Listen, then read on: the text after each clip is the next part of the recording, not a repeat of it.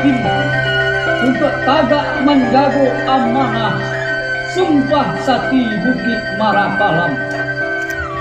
Kagak kami indak bakisah, duduk kami indak baralia. Kok tiwi kadi pakai, mati kadi tumpang.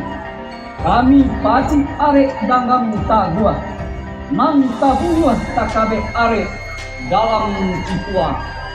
Adai basan di sara, adai basan di sara, sara basan di kitabullah, sara basan di kitabullah. Adai bapane, adai bapane, sara balinduang, sara balinduang, sara mangato, sara mangato, adai mamakai, adai mamakai.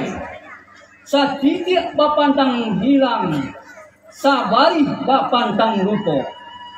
Menjadi amanah nan disandang dari zaman ke zaman sampai waktu janjian Allah Subhanahu wa ta'ala ka ate dunia mangko. Tasandang di bahu penghulu, rajo di nagari, nan mamaci arek managam taguah, adai Minangkabau.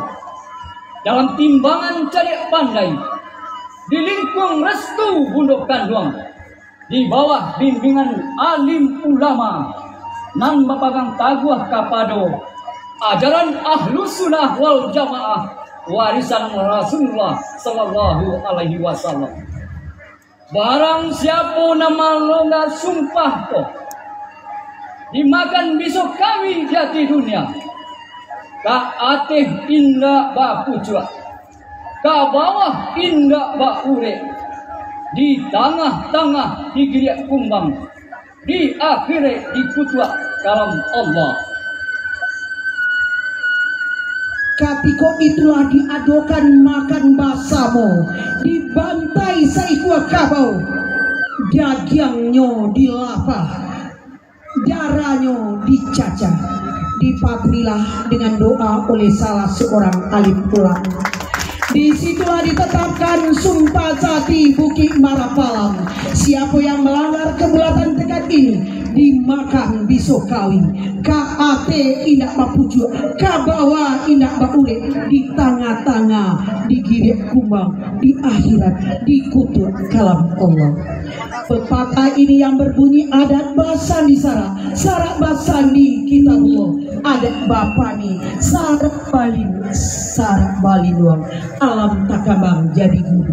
Iko dipaksakan kepada seluruh orang Minang dimanapun barado. Kue rumah karano sandi, rusak sandi rumah binaso. Kue bangso karano budi, rusak budi bangso binaso.